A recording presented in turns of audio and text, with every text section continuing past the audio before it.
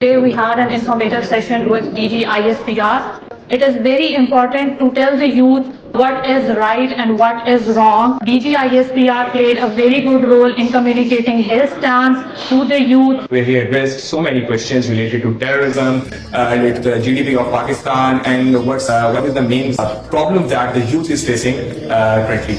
आज के इंटरेक्शन में सर ने हमें बताया कि किस तरह से सोशल मीडिया हमारे माइंड में एक मिसकंसेप्शन क्रिएट कर रहा है। सर ने बताया कि ना सिर्फ पाकिस्तानी आर्मी बॉर्डर पे इस मुल्क के लिए काम कर रही है, बल्कि मुल्क के अंदर जितने भी इंटरनल थ्रेट्स हैं उनको डील कर रही है। इस तरह के इंटरेक्टिव सेशंस होने चाहिए। बेसिकली मेरा अपना सबसे बड़ा कंसर्न ये था कि इस वक्त पाकिस्तान में यूथ में एक चीज जिसकी कमी है वो होप है, जबकि सेशन के बाद मुझे इस बात का एहसास हुआ कि नहीं, ऐसा बिल्कुल नहीं है। पाकिस्तान में बहुत कुछ है आगे बढ़ने के लिए और सबसे ज्यादा जरूरत है इस वक्त पाकिस्तान को यूथ के कंट्रीब्यूशन की। तो हक सदाकत की सदा सरे मक्तल, उठो के यही वक्त का फरमान जली है।